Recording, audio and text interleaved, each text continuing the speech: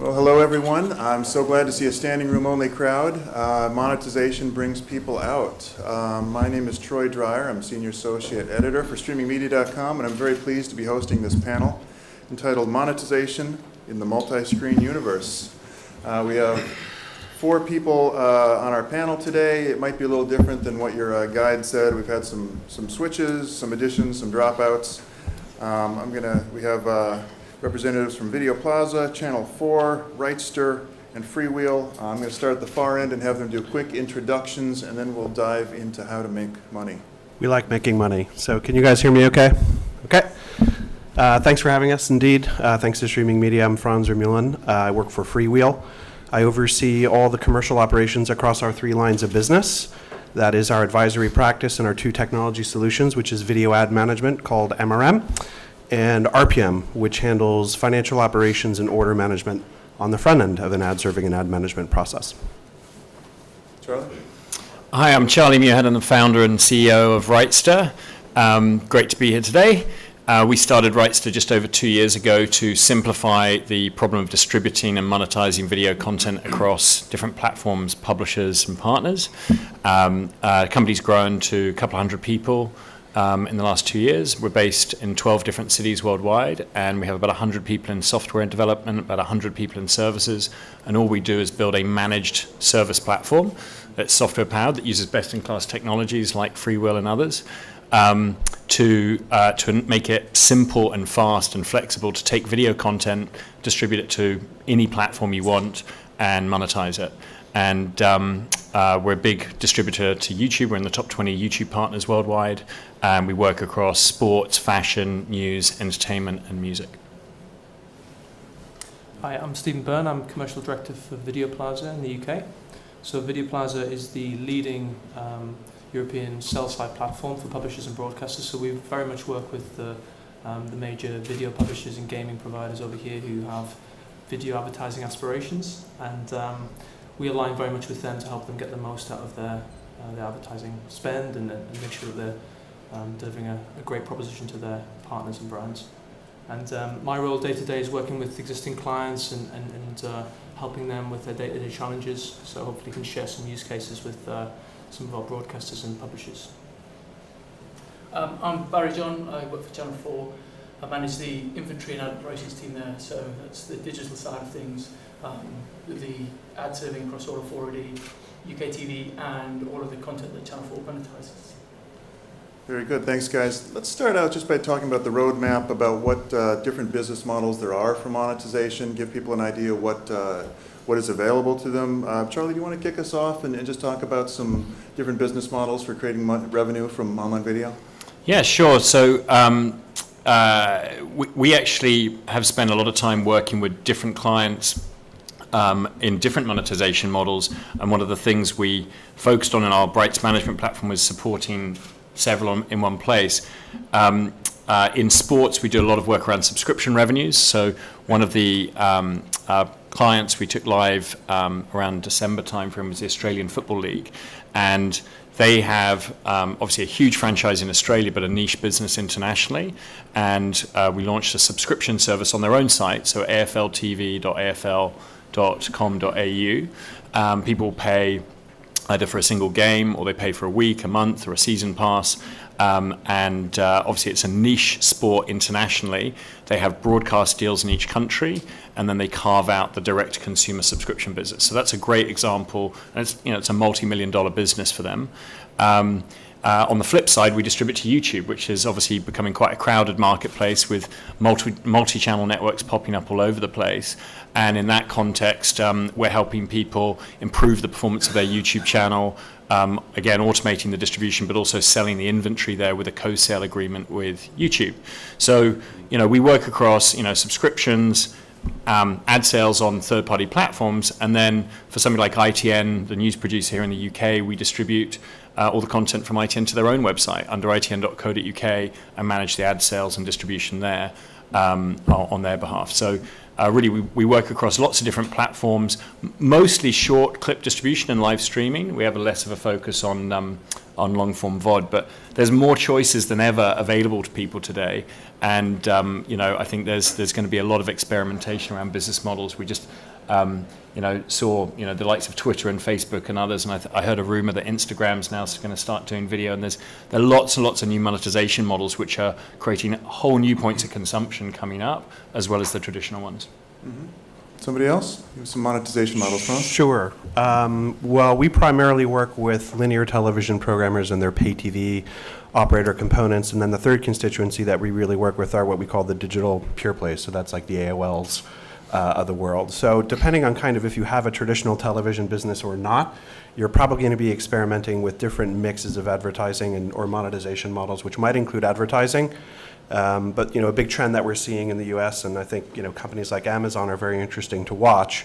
The mix, there's really ultimately kind of four models, right? So there's advertising, there's the idea of subscriptions, there's the idea of paying for content or renting for content. And at the end of the day, regardless of if you're a digital pure play or a pay TV provider like Comcast in the U.S. or Sky here, you're probably going to be experimenting with all sort of different combinations of those different models. So, in some cases you might have a higher subscription fee with a lower, ad load, or you might have a lower subscription fee with a higher ad load. And we're starting to see our customers across the board experiment with all kinds of different mixes of those. Mm-hmm. In our keynote session this morning, in our Netflix panel, one of the representatives said that, TV money and online money are still drastically far apart. Stephen, what's it going to take to get some TV money into the online video space? I think there's a few things in terms of the challenge that we see. I mean, I think today it's about 2% of overall kind of TV ad spend is now filtering through to online. Mm-hmm. And that's kind of consistent if you look at most of the broadcasters in the UK, certainly, and then probably across Europe and the rest of the world. If you look at the kind of the revenues they're getting from digital advertising versus their TV linear. And I think the main area that we see or we hear a lot in these sorts of shows is people talk about a lack of consistent metrics and measurements between traditional linear TV and digital.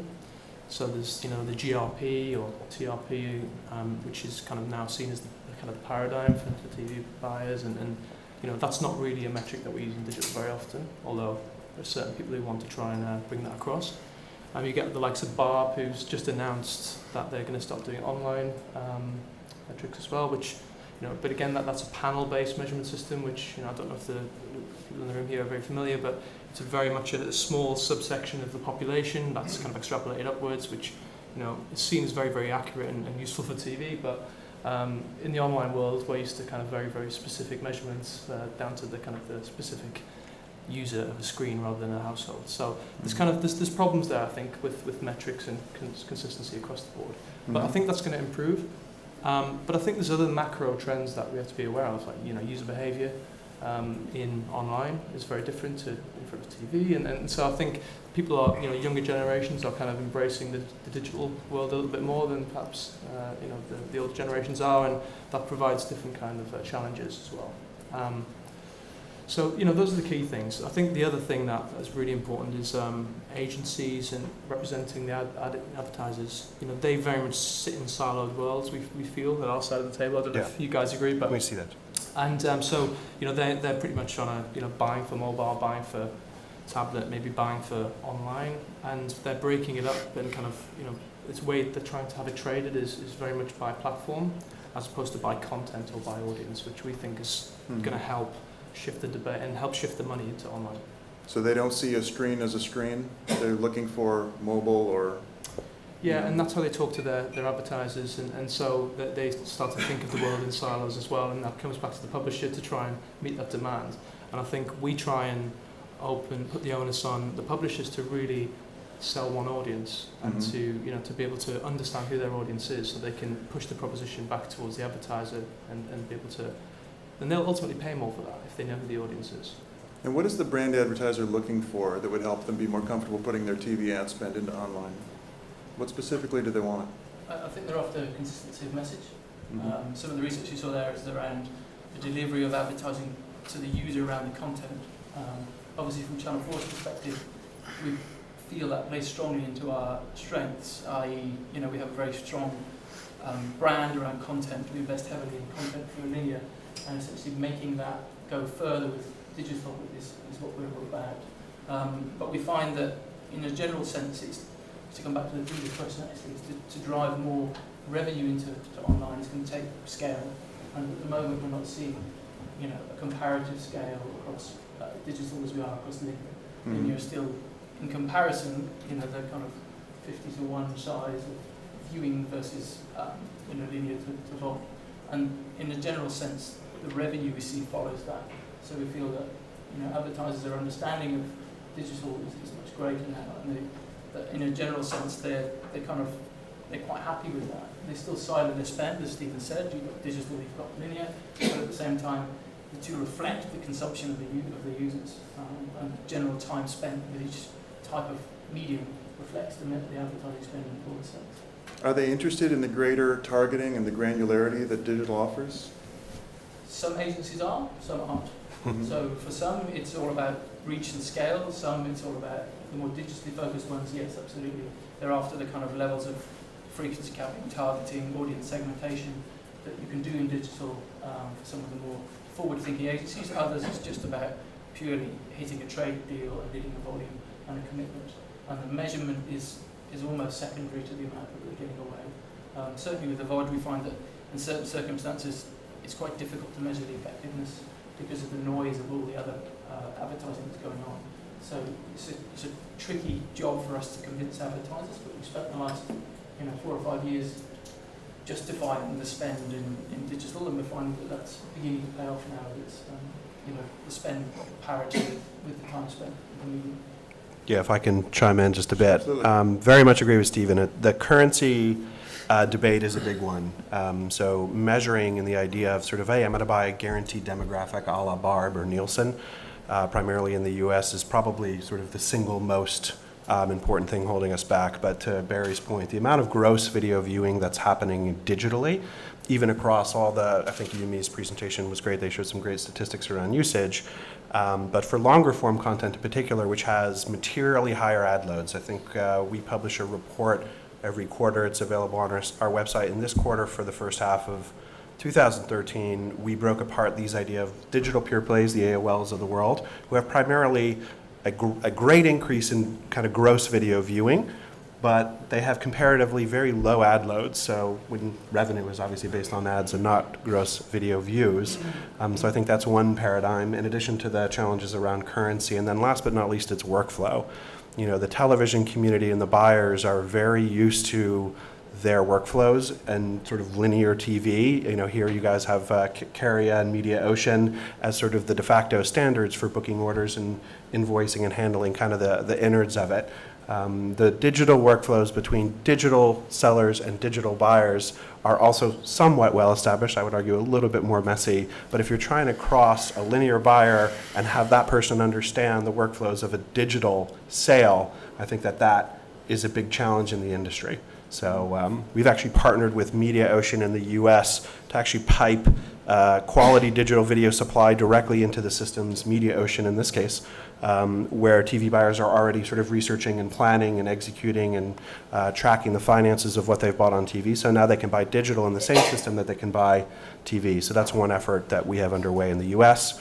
I'm evaluating actively if we can replicate that model here, but I think that's one thing that is holding things back, is the workflow. And I neglected to mention when we started this that we will leave 10 minutes of questions at the end. So please, if you have questions for these guys, just remember till the end and think of some really hard questions for them. We love hard questions. Yeah, definitely.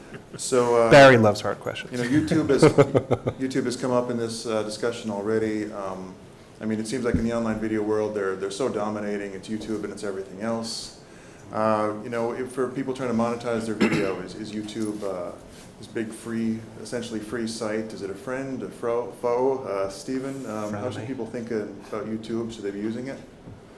I think it really depends on the kind of the video publisher, the content owner, right? I think we've talked a lot about, and I think very much from a broadcast, also premium kind of part of the discussion here.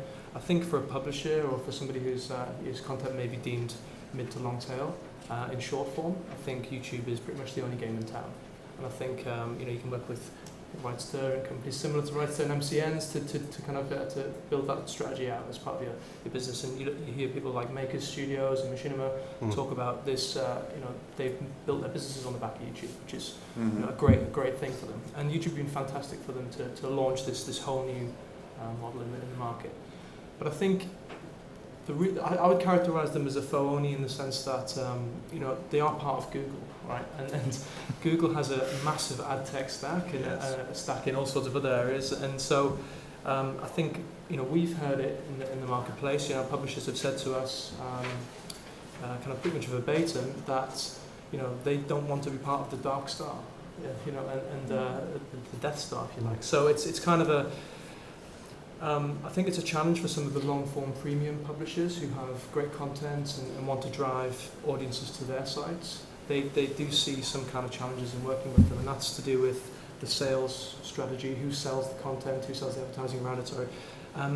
So I think it depends on your perspective as a publisher. I didn't know Google was the Death Star now. So they've crossed over. Some parts of Europe, yeah. Oh, okay. All right. Charlie, you must have some thoughts about YouTube. Yeah, no, I think absolutely, it depends on your content ambitions. We work with 500 professional channels on YouTube, and they vary from people who see it as a marketing channel to generate leads that will refer back to their own site and give them interesting demographic data over who's interested in their content, which they didn't have prior because perhaps they don't have the right analytics tools themselves and so on, to people who see it as a possible new revenue stream and they're experimenting, and as you said, to certain either short form or such as news producers or people producing original program designed purposely to launch on YouTube. It is their only revenue stream. And they've really built their businesses around them. And so I don't think there's certainly not one answer. Our view would be YouTube should be part of anybody's strategy. It's crazy to ignore 1.1 billion users on a platform. Having said that, YouTube is the easiest place for your content to get lost in the noise. And what Writes to spends time doing is firstly advising people on their content strategy, to doing audience development, which is how do I get people to come and pay attention to my content? 3, how do I then optimize the advertising that's sold around that or sponsorship? And then 4, how do I keep them on the channel, which is all this whole new world of subscriptions. And YouTube done a huge investment in really thinking through how do we make a compelling channel design and a subscription kind of structure so that you can favorite things and come back to them and be alerted when there are updates and so on. It's by no means perfect, but they really have run ahead of a lot of the other platforms, and they've made great progress. I think it says a lot that YouTube is now adding a subscription model for consumers in addition to advertising. Yeah. I mean, that speaks to the importance of blending them together. And I think that was Google and online advertising, that has been historically a big challenge, and to see YouTube do it, I think, is a big admission of the need for it. Right? You can't just do ad with advertising. Yeah, and there's 2 layers of subscriptions. One is you subscribe to a channel you're interested in, and it will suggest other channels because you're now you're signaling some personal information. But also, one of the biggest challenges in online is fragmentation and marketing costs. How do you engage your audience? And subscriptions are heavily about how do you bring people back to your channel if they expressed an interest in it beforehand. So it's about that, and obviously new commercial models. But I think that if I was to sum up on YouTube, I think, I don't think anybody can afford to ignore having YouTube as part of their content strategy. How big or small a part it is, I think, depends on your core business. So short of hiring Writester, how do you make money from YouTube? I think there's a couple of different things. I think you need to decide, are you using YouTube as a marketing tool to drive traffic back to your core sites, or are you using YouTube as a place to monetize? So you can switch advertising off on YouTube if you want, right? And upload content and have it as pure marketing. If you're using it to generate revenue, frankly, YouTube are doing a better and better job of selling advertising themselves. So when we co-sell with them, it's really so that when we have a campaign that's on YouTube and off YouTube, we can sell an aggregate audience instead of just on one platform. But yeah, they're doing a great job on the advertising side. Sponsorship sales is a great thing. A lot of our clients have really good niche audiences, but they're still small. And nothing like the audience that you reach on broadcast, where I think all the other panel members spend most of their time. But with a niche audience, you can go to a brand and say, I can tell you exactly who you're going to reach, and it's a hard to reach demographic. You can actually get some pretty good monetization outcomes there. Now, as Franz mentioned, about a month ago, YouTube introduced paid subscription channels. I think it's going to die. I think in about a year, YouTube won't even be mentioning it. Any of you guys want to tell me that I'm wrong? I think it'll continue for one. I mean, for me, and just thinking a little more broadly, ultimately, if you're on the premium side of the house, and that's sort of the idea of a digital pure play or sort of a linear, more traditional television business, and you're using YouTube primarily as sort of just a distribution channel. But ultimately, the question to me is, do you have your own ad sales force, and how sort of big and effective, and how far-reaching is that, regardless of the regions, geographically that you're operating in? It might make sense for you to have YouTube help you with ad sales in regions other than your own, which is an absolute possibility, and they enable that, but you keep your proprietary inventory sort of whole, and you're selling it yourself in sort of a more premium-oriented model. You're going to value your content higher than any aggregate sales force, right? Which ultimately, YouTube is just aggregating lots of different content owners, and from a sales perspective, bundling and aggregating them together. I'm not saying there isn't value in that, but as a premium ad seller, as someone who has maybe a lot of pure play digital content, or I've got a traditional television business, I think that's sort of a big driver of it. The other interesting thing, I think, is, now we've got broadcasters, traditional linear television companies, buying up YouTube stars, basically. So it's almost like a proving ground for YouTube stars, and then you've made it to NBC, you've made it to maybe Channel 4 or Sky. Talent development. It's talent development. And there are a variety of interesting companies that are measuring a whole bunch of different things on YouTube: the amount of commenting, liking, subscriptions, video views, the amount of fresh content that's put up every once in a while. There's a great company in the U.S. called Outrigger, which measures those kinds of things. And now the linear guys are taking notice of that and are using it for talent development. So that's a whole nother sort of monetization method, depending on where you sit in sort of the value chain.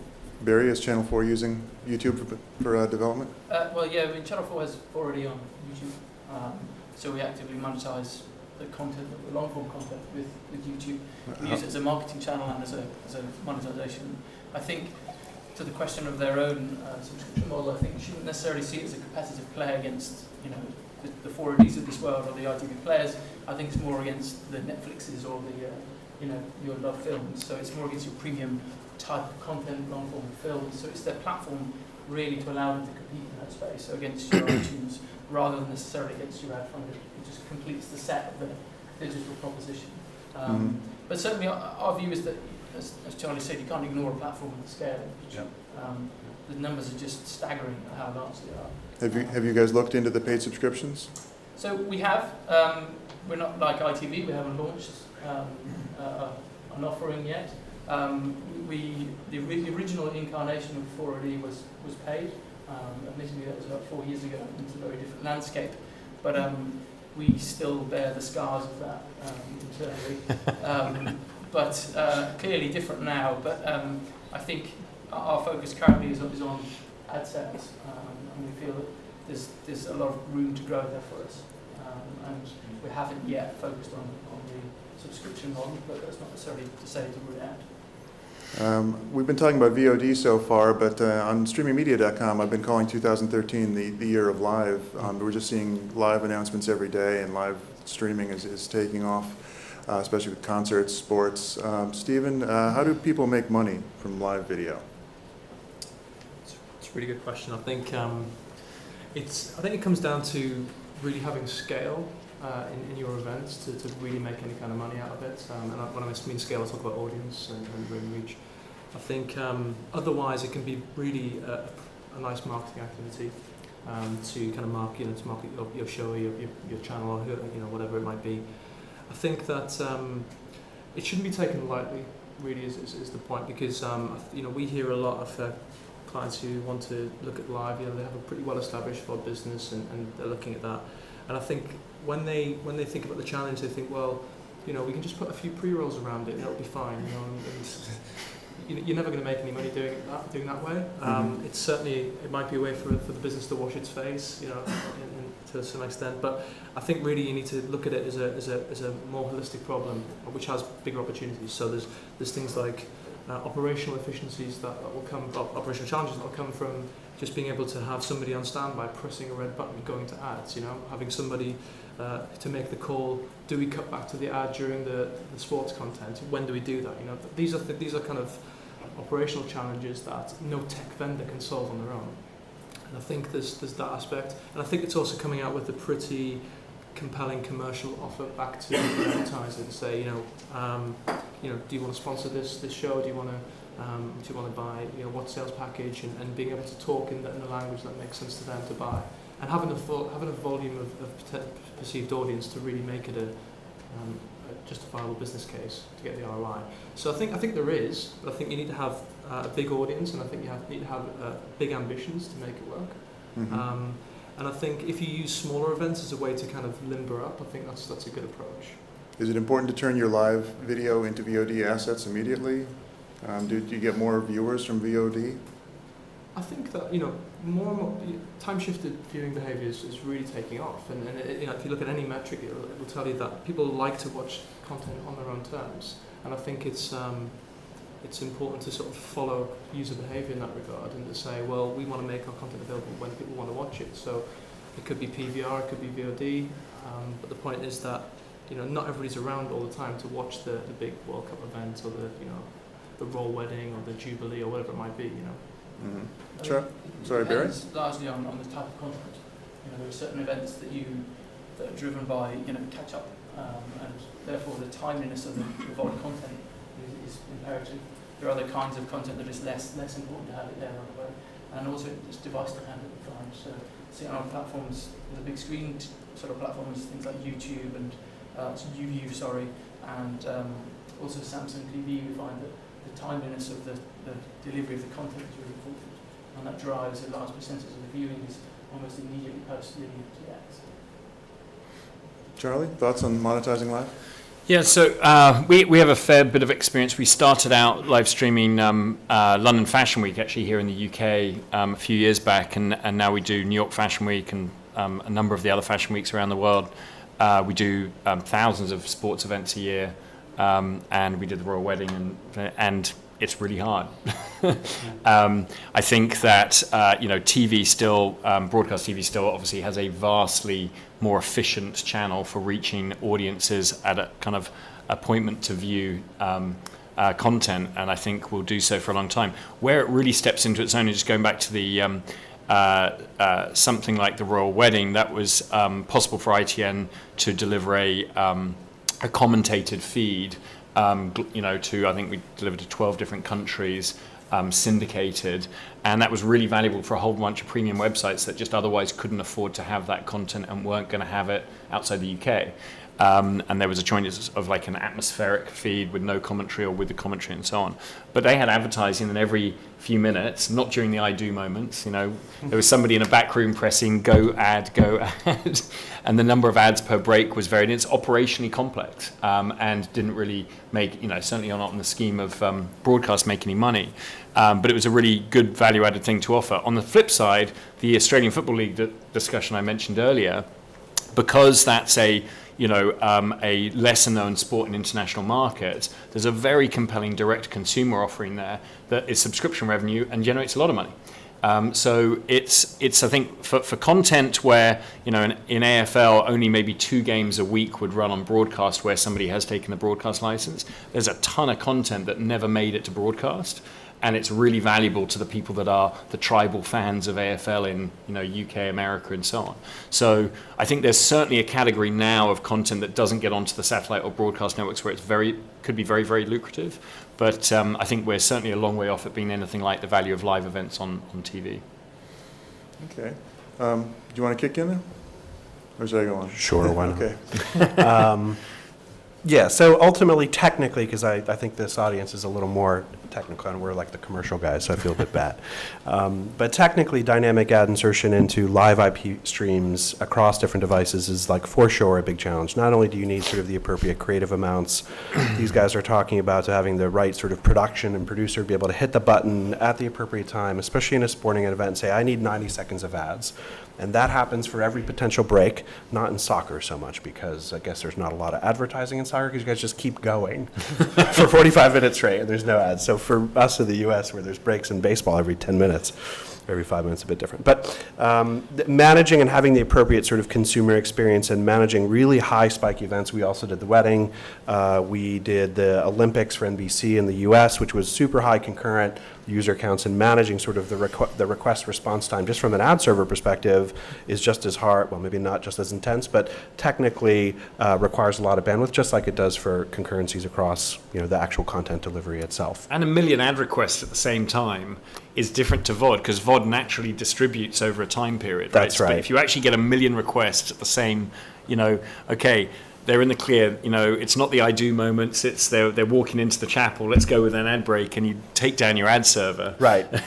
And you want people to see a variety of different ads, so hopefully you have enough different sort of variety of advertisers booked into that, because now you're serving by user, right? Yeah. It's not just one sort of stream sort of all at once. And forecasting is also challenging, right? Thank you. Yes, I was going to not bring that up. But forecasting what it's going to be is super hard, right? I mean, and that's where we have to turn to folks in research to understand what's the gross video viewing, how many ads per pod do we expect, how many pods do we expect, and then how many users do we expect sort of to be concurrent at any time. And all those things factor into, how effectively you can ultimately monetize it. And those are just operational and technical considerations. I prefer subscriptions. Yeah.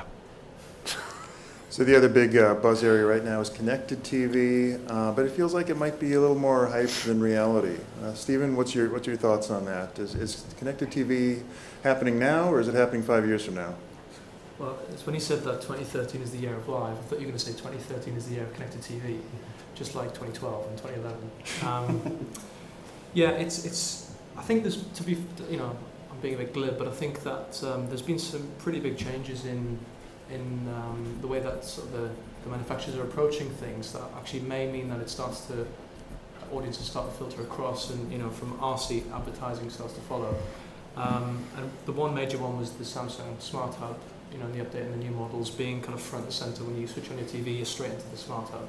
Mm-hmm. And I think things like that will start to kind of help the passage of TV money into digital, because people will start to as a first step look at their TV as a device, and as opposed to a kind of a means to getting to just linear content. Mm-hmm. And I think it's going to take things like that. I think it's also going to take better content and better user experience, because I'm a cord cutter. Don't know if you know the term, but I don't have any cable subscription or anything like that. I sometimes use Netflix, I use Love Film. I've got an Apple TV kind of box, so I can kind of stream content from my tablet, and it's really fragmented and mixed up, and I go where I can get the content. So I'll go to Netflix for House of Cards and whatever, and I'll go to Love Film for various films I want to watch, and so I think there needs to be kind of a joined up experience in one platform to make it sense for me as a consumer to really kind of commit to that particular platform. And I think that's a big challenge in terms of just content acquisition and therefore the user experience that goes around that. So you cut the cord, but you have several subscriptions. How many? Well, in cord as in cable. Right. So right. Yeah. But I mean, actually, I've been surfing the. I shouldn't really say this in public, but I've been sort of surfing the free trials, and I've also got a Sky subscription from parents. So, I'm doing the Sky Go, the classic. I don't know if you've seen it, but people are selling Sky Go subscriptions on eBay now, which is tied to their Sky. Interesting. Wow. I hadn't seen that. Exactly. That's a new way to monetize. But I'm not condoning it, by the way. But when you said you use your tablet, using AirPlay to throw from your tablet to a TV, I think that's an interesting model with the Apple TV box, because all the smart hub stuff and the connected TV is getting more intelligent. It's just not clear that we're not all just going to throw content from whatever our mobile phone, because you can do that from an iPhone, right? Yeah. Or from a tablet to your TV. And there's another standard outside of Apple, isn't there, for doing this? And it's got some four-letter acronym, Network Alliance, something.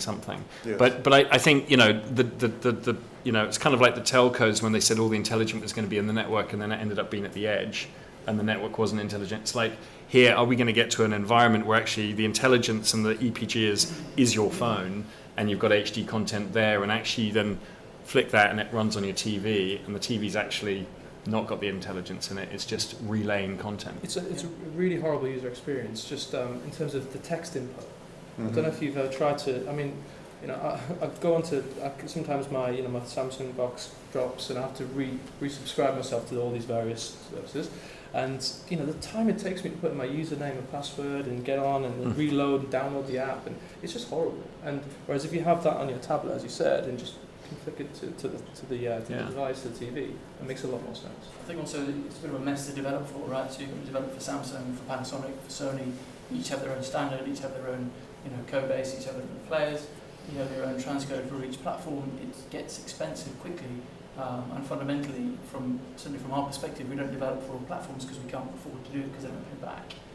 So it's quite tricky to balance off what you're going to get back in terms of viewing versus the cost to develop for each platform. Well, there's a lot more I'd like to ask you guys, but I think I should turn it over to the audience and see if they have some questions for you. See some hands. If anyone has anything about monetization they'd like to ask. I have other questions I can go to. No? Nothing? All right. Anything more on connected TVs you guys wanted to say before we go on? I was just going to get the point you were mentioning about workflow inside media agencies between broadcast and web and the ad sales thing. I mean, if we end up all throwing from our tablets or our mobile phones to the TV, suddenly all the broadcast buyers are going to have to be selling mobile advertising.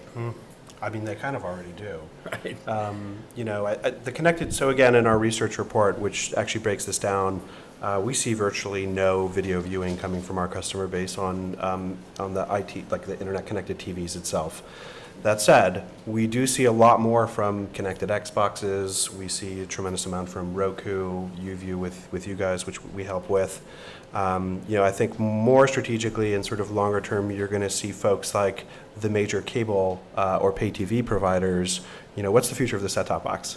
I think a lot of sort of streaming sort of VOD content could be more streamed and more IP oriented than it is today, which has the same sort of or similar sort of technical, opportunities for the folks in this conference. But you might see that, and that's a great defensive strategy for these guys who are, kind of competing, I guess, with the SVOD players, right? The streaming VOD players like Netflix and Amazon and so on. So, the future of the set-top box will be much more IP-oriented and more internet-oriented than it is today, and I think those guys all know that on the pay TV side.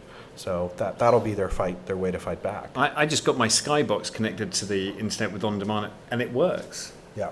And I've And got all the Comcast just had on-demand a content huge on there. There's no announcement. advertising, mind, but Comcast just had a huge announcement at the cable show last week in Washington, I think, where they were announcing their new sort of high-speed services, and it was very, very, very internet-oriented, although through a set-top box. So both plugs into the same box. I see we have one question here. I had a question for Barry and Channel 4, but also for the whole panel. What's your thought on skippable ads? I've seen more and more ad servers now introducing it off YouTube, but not on Channel 4 yet or 4 yet. Okay, the question was for Barry, and it's about skippable ads. So we've experimented with skippable ads. We've looked at kind of delivering that kind of opportunity for the advertiser and the user. But at the moment we find that our completion rates are so high that actually we don't necessarily need to offer it as a opportunity for the user. So we feel that we're comfortable watching the kind of trade-off is that you offer them the skippable opportunities, it's more direct advertising, but actually we also feel that when people are starting to do that, you train them into doing it, so they just skip.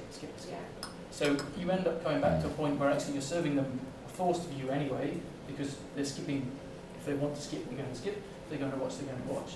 So it's a tricky balance to strike, and we find that certainly on some of our more limiting platforms, it's harder to offer that type of environment. So we certainly on the web, you can offer more interactive skippable ads. Trying to do that on a Samsung TV, for example, is much more difficult. So we try and strike the balance of consistency as well as user experience, as well as advertising experience. And it's a really hard path to follow. And as you say, we don't offer it across the board. We've tried, we've looked at it, certainly on the web and on our YouTube channel we offer it. But it's something that we certainly feel doesn't necessarily offer that much to a broad audience. But actually at the same time, we don't necessarily have the volume the likes of YouTube do, whereby they can offset the risk in that, which is to say, it doesn't matter to them if you skip because they've got so many, 2 billion impressions a day, and with which to play with, they can offer that. We're not in that position. I would be playing with ad loads instead and different subscription balances with different ad loads. I mean, training consumers to skip ads, I think, has caused a tremendous amount of pain in the traditional VOD world and DVR world for both sides, particular advertisers and programmers who sell those ads. And there's, I guess, mixed benefits ultimately for the pay TV providers. But you know, that's the balance I would be focused on, is subscription versus ad load. Any other questions? TV Everywhere, which is really all about authentication, has made a big impact in the U.S.